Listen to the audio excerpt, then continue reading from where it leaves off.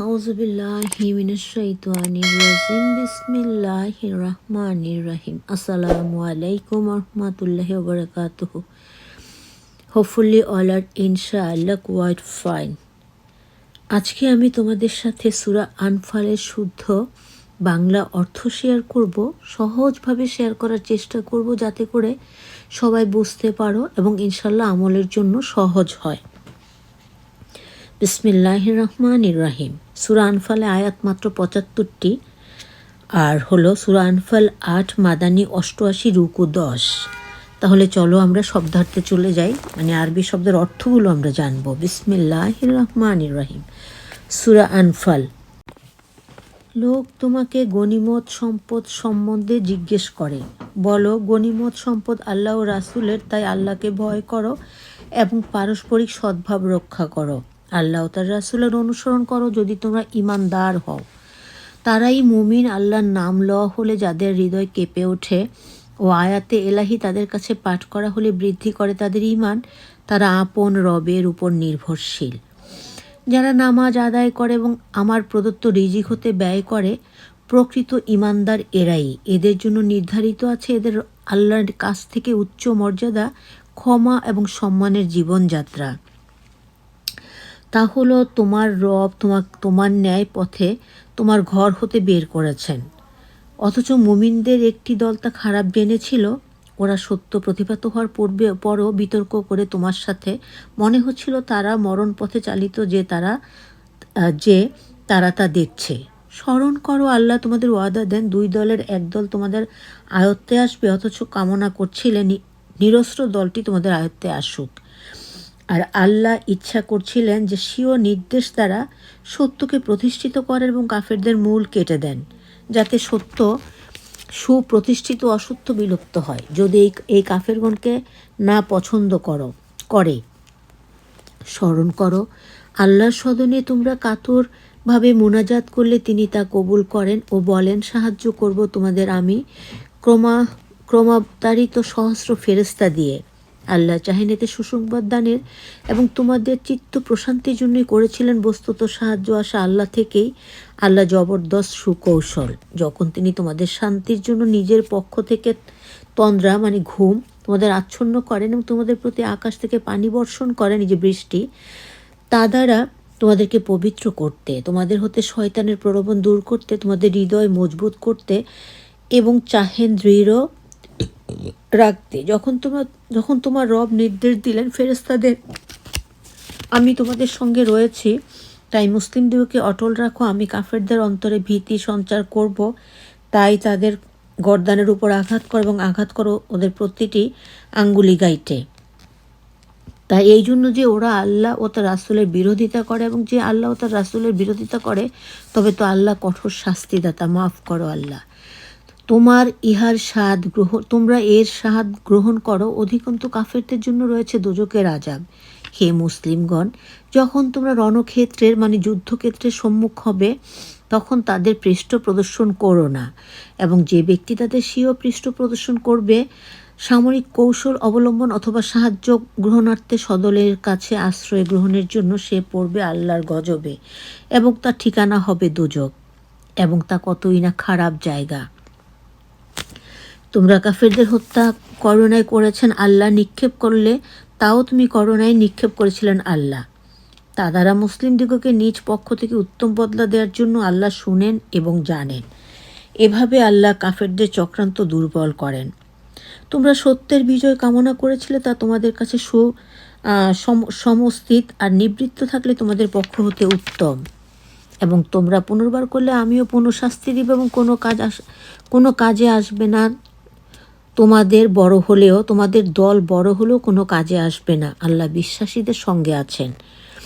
হে মুসলিমগণ, তোমরা আল্লাহ ও রাসূলের হুকুম মান্য করো, মুখ ফিরিও না তা থেকে যখন কথা শোনো। তাদের মতো হইও না যারা বলে আমরা শুনেছি অথচ তারা কিছুই শোনে নাই। কারণ আল্লাহর কাছে সর্বাধিক মন্দ প্রাণী, খারাপ প্রাণী হচ্ছে বধির মুখ, যারা মোটেও জ্ঞান রাখে না। বধির মানে কানে শুনতে পায় না, মুখ মানে বোবা। যদি আল্লাহ ওদের মধ্যে কল্যাণ কিছু দেখতেন তবে ওদের শোনাতেন, এবং তিনি তাদের শোনালেও তারা উপেক্ষা চলে মুখ ফিরাবে। হে মুমিনরা, তোমাদিগকে প্রাণবন্তের ন্যায় ও কিছুর দিকে আল্লাহ ও রাসূল আহ্বান করলে তাতে তোমরা সাড়া দাও। জেনে রাখো, আল্লাহ মানুষ ও তার দলের মধ্যবর্তী স্থলে অবস্থিত, তার কাছে তোমাদের প্রত্যাবর্তন। তোমরা এমনি ফিতনাকে ভয় করো যা কেবল তোমাদের জালিমদের জন্যই নির্দিষ্ট। মনে রেখো, আল্লাহ কঠোর শাস্তিদাতা। এবং সেই সময়ের কথা স্মরণ করো যখন তোমরা ছিলে সামান্য, দেশের মধ্যে শক্তিহীন, কাফেরগণ তোমাদেরকে উড়িয়ে দেওয়ার মতো ভয়ে ভীত। তখন আল্লাহ তাদেরকে স্থান, শিওর সাহায্য, উত্তম রিজিক দান করবেন, এই জন্য যে তোমরা তার শুকর গুজারি করবে। সুবহানাল্লাহ। হে ঈমানদারগণ, আল্লাহ ও রাসূলের আমানত খেয়ানত করো না। স্বয়ং আমানতের বস্তু তোমরা পরিজ্ঞাত। আর জান তোমাদের ধন সম্পত্তি ও সন্তান সন্ততি একটি পরীক্ষা বিশেষ, আল্লাহর নিকট মহাফল মজুদ রয়েছে। হে মুসলিমগণ, তোমরা যদি আল্লাহকে ভয় করতে থাকো, তিনি তোমাদেরকে পার্থক্যকারী বস্তু দান তোমাদের থেকে তোমাদের গুনাহ দূর এবং তোমাদের প্রতি ক্ষমা প্রদর্শন করবেন। বস্তুত আল্লাহ নিরতিশয় দানশীল। স্মরণ করো যখন কাফিরগণ তোমার বিরুদ্ধে চক্রান্ত করে তোমাকে বন্দী, হত্যা কিংবা নির্বাসন করবার উদ্দেশ্যে। তারা চক্রান্ত করে, আল্লাহ করেন কৌশল। আল্লাহ শ্রেষ্ঠ কৌশলী। যখন তাদের কাছে আমার আয়াত পাঠ করা হয়, তখন ওরা বলে, আমরা শুনেছি, ইচ্ছা করলে আমরা এই প্রকার বলতে পারি, এটা পূর্ববর্তীদের কল্পিত কাহিনী মাত্র। মাফ করো আল্লাহ। যখন তারা বলেছিল, হে আল্লাহ, যদি এটা সত্যই তোমার তরফ হতে এসে থাকে, তবে আমাদের প্রতি আকাশ হতে প্রস্তর বর্ষণ করো কিংবা অন্য কোনো কঠোর শাস্তি আনয়ন করো। আল্লাহ এরূপ নন, তুমি তাদের মধ্যে থাকতে তাদের শাস্তি দিবেন। নহেন এরূপও তারা মুনাজাত করবে আর তাদের শাস্তি দিবেন। তাদের আর কি বলা, আল্লাহ তাদেরকে শাস্তি দিবেন যখন তারা লোকদের বাধা দেয় মসজিদ হারাম হতে। যদিও তারা তার অভিভাবক নয়, তার অভিভাবক কেবল পরহেজগার লোকেরাই, কিন্তু তাদের অধিকাংশ এতে অজ্ঞ। বস্তুত গৃহ সন্নিকট ওদের নামাজ হলো শুধু বংশীধ্বনি ও করতালি দেয়া। সুতরাং আযাব ভোগ করো কুফরির বিনিময়ে। হে আল্লাহ, এমন দলের অন্তর্ভুক্ত আমাদের কাউকে তুমি কখনো হতে দিও না। আমিন সুম্মা আমিন। যারা কাফের, তারা লোকদের আল্লাহর পথ থেকে নিবৃত্ত রাখার জন্য ধন সম্পদ ব্যয় করে। তারা ব্যয় করতে থাকবে, পরে তা হবে তাদের পরিতাপ। পরিশেষে হবে পরাজিত কাফের দল একত্রিত করা হবে জাহান্নামে। তাই এই জন্য যে আল্লাহ পৃথক করবেন ইতরজন থেকে পবিত্রজনদের, এবং ইতরজনদের এককে অন্যের উপর রাখবেন, পরে স্তূপীকৃত করে নিক্ষেপ করবেন জাহান্নামে। মাফ করো আল্লাহ, ওরাই ক্ষতিগ্রস্ত। কাফেরদের বলো, যদি তারা ফিরে থাকে তবে অতীতে যা হয়েছে তা মাফ করা হবে, আর যদি পাপের পুনরাবৃত্তি করে তবে পূর্ববর্তীদের নজির তো আছেই। জিহাদ করো ওদের সাথে যতদিন না ফিতনা নিপাত হয়ে আল্লাহর দিন মানে ইসলাম সামগ্রিকভাবে প্রতিষ্ঠিত হয়। ওরা বিরত হলে ওরা যা করে আল্লাহ তার দ্রষ্টা। আর যদি বিমুখ হয় তবে জেনে রাখো, আল্লাহই তোমাদের অভিভাবক, তিনি উত্তম সাহায্যকারী, উত্তম সহায়ক। আমরা আল্লাহর রহমতের বরকতে 10 পাড়ায় চলে এসেছি, আলহামদুলিল্লাহ। আর অবগত হও, তোমাদের যুদ্ধলব্ধ গনিমতে যাবতীয় কিছুর এবং 1/5 আল্লাহ এবং রাসূলের স্বজনদের, এতিমদের, অভাবগ্রস্তদের এবং পর্যটকদের জন্য, যদি তোমরা ঈমান রাখো আল্লাহর এবং যা অবতীর্ণ করেছি আমার বান্দার প্রতি, মীমাংসা দিবস, যেদিন 2 দল পরস্পর মুখোমুখি হয়েছিল। আল্লাহ সকল কিছুর উপর ক্ষমতাবান। সুবহানাল্লাহ। স্মরণ করো, তোমরা ছিলে উপত্যকার একটি প্রান্তে আর ওরা ছিল দূর প্রান্তে, এবং উষ্ট্ররোহীরা মানে যারা উটে আরোহ করে ছিল নিচু ভূমিতে। তোমরা যুদ্ধ সম্পর্কে কোনো সিদ্ধান্ত নিতে গেলে তবে তাতে ঘটত মতানৈক্য, কিন্তু বাস্তবে যা ঘটবার ছিল আল্লাহ তা ঘটালেন এ কারণে যে বিনাশ হবে সে যেন সত্য প্রকাশান্তি হয়, এবং যে জীবিত থাকে সেও যেন সত্য প্রকাশান্তেই থাকে। আল্লাহ শুনেন এবং জানেন। স্মরণ করো, আল্লাহ তোমাকে স্বপ্ন দেখিয়েছিলেন, এরা সংখ্যায় স্বল্প, ওদিকে সংখ্যায় অধিক না দেখালে তোমরা সাহসীন হতে ও যুদ্ধ সিদ্ধান্তে পরস্পর বিরোধ বাধাতে, কিন্তু আল্লাহ তোমাদের বাঁচিয়েছেন, তিনি অন্তর্যামী।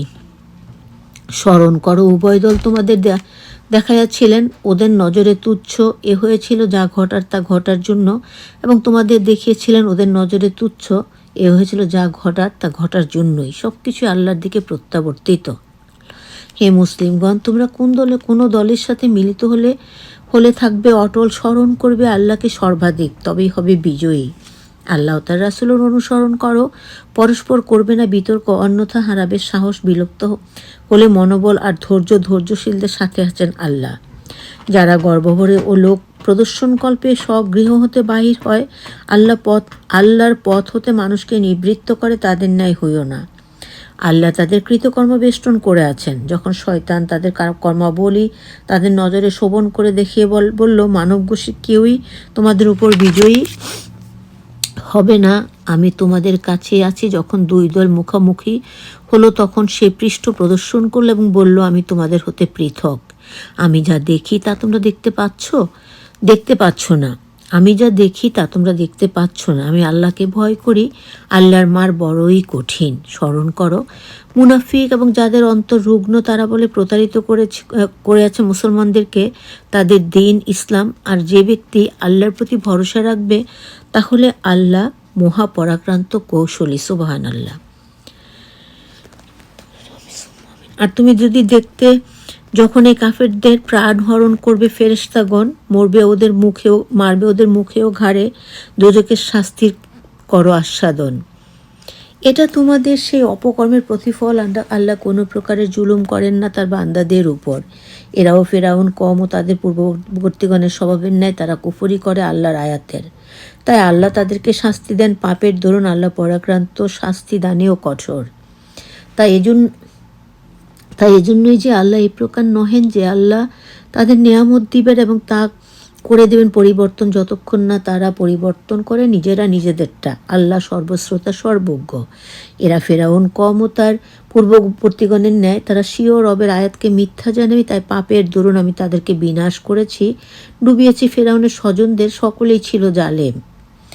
নিশ্চয়ই জানোয়ারেরও অধম আল্লাহর কাছে তারাই যারা কুফরি করে, অবিশ্বাসীও বটে। যাদের সহিত তুমি চুক্তিতে আবদ্ধ পরে তারা তা ভঙ্গ করে চলেছে প্রত্যেকবারই, এবং তারা সতর্ক হয় না। সুতরাং তাদের সমর ক্ষেত্রে, মানে যুদ্ধক্ষেত্রে কাবুতে পেলে তাদেরকে এমন শাস্তি দেবে যেন ওদের পশ্চাতের লোকেরও শিক্ষা পায়। কোনো কওমের চুক্তি ভঙ্গে যদি আশঙ্কা করো, তবে তোমার চুক্তিও যথাযথ বাতিল করবে। আল্লাহ দাগাবাজকে ভালোবাসেন না, মানে 2 নম্বরই লোককে আল্লাহ কখনই ভালোবাসেন না। কখনো যেন কাফেররা না ভাবে যে তারা ছাড়িয়ে গিয়েছে, তারা হতবল করায় সমর্থ নয়। প্রস্তুত থাকবে তোমরা তাদের মোকাবেলায় যথাসাধ্য শক্তি ও অশ্ব তৈরি রেখে, অশ্ব মানে ঘোড়া।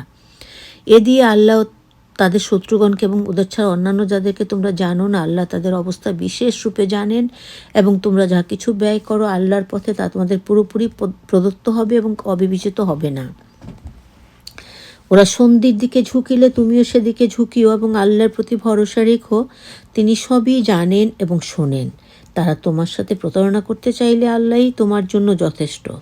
তিনিই তার সাহায্য মুমিনদের দ্বারা তোমায় শক্তিশালী করেছেন। সৃষ্টি করেছেন তাদের প্রাণে মোহাব্বত। দুনিয়ার সমস্ত সম্পদ ব্যয় করলেও তুমি তাদের প্রাণে প্রীতি স্থাপন করতে পারবে না, কিন্তু আল্লাহ ওদের হৃদয়ে সম্প্রীতি স্থাপন করেছিলেন। তিনি পরাক্রান্ত, কৌশলী। হে নবী, তোমার পক্ষে আল্লাহই যথেষ্ট এবং মুসলমানগণের যারা তোমার আজ্ঞাবহ।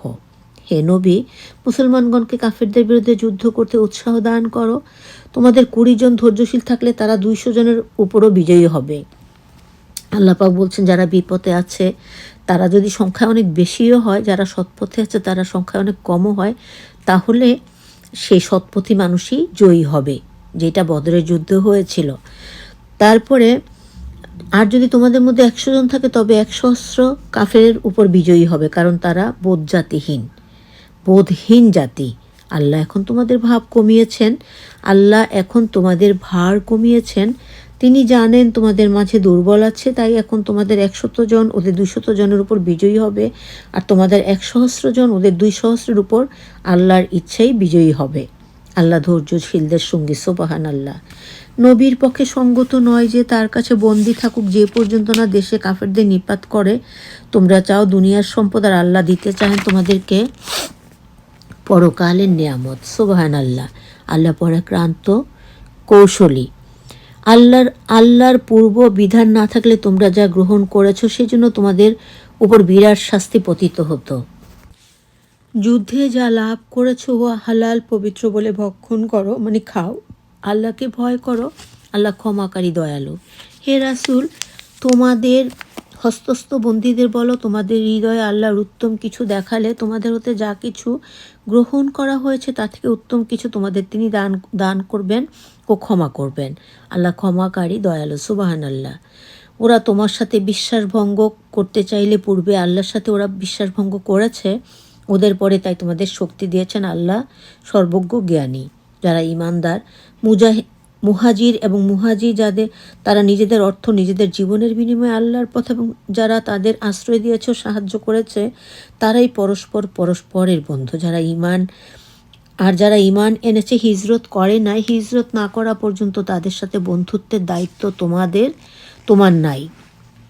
তবে দিনের মানে ধর্মের জন্য তারা তোমার সাহায্য প্রার্থী হলে সাহায্য করো। এই যে কথাগুলো এতক্ষণ যেটাই বললেন, কিন্তু বললেন যে তারা যদি দিনের জন্য তোমার কাছে সাহায্য চায় তাদেরকে সাহায্য করো, এটা তোমার কর্তব্য।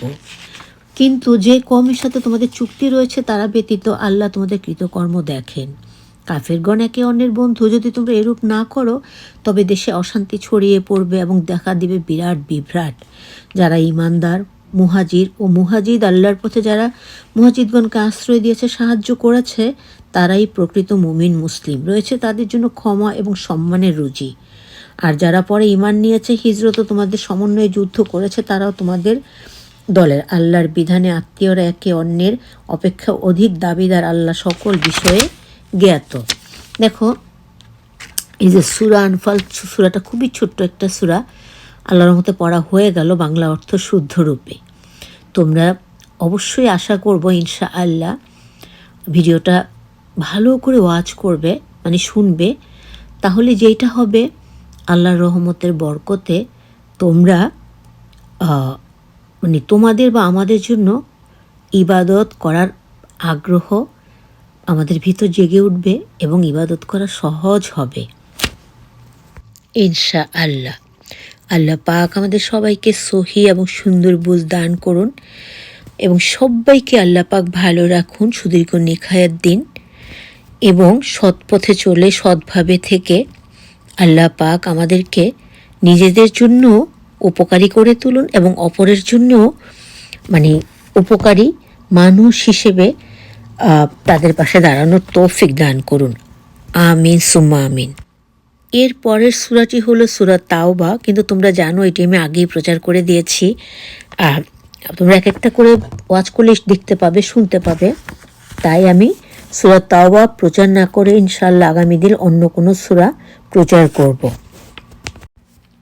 আবারও আসসালামু আলাইকুম ওয়া রাহমাতুল্লাহি ওয়া বারাকাতুহু। Have a great day to all guys. Allah save everyone. আমিন আমিন সুম্মা আমিন। সবাই সবার জন্য বেশি বেশি দোয়া করবে এবং আমিও ইনশাল্লাহ সবার জন্য অনেক দোয়া করি যাতে বিশ্ব মাঝে শান্তি ফিরে আসে এবং ভালোবাসার মেল বন্ধন সবার মধ্যে তৈরি হয়। আল্লাহ পাক সবাইকে সহি বুঝ দান করেন। আমিন সুম্মা আমিন।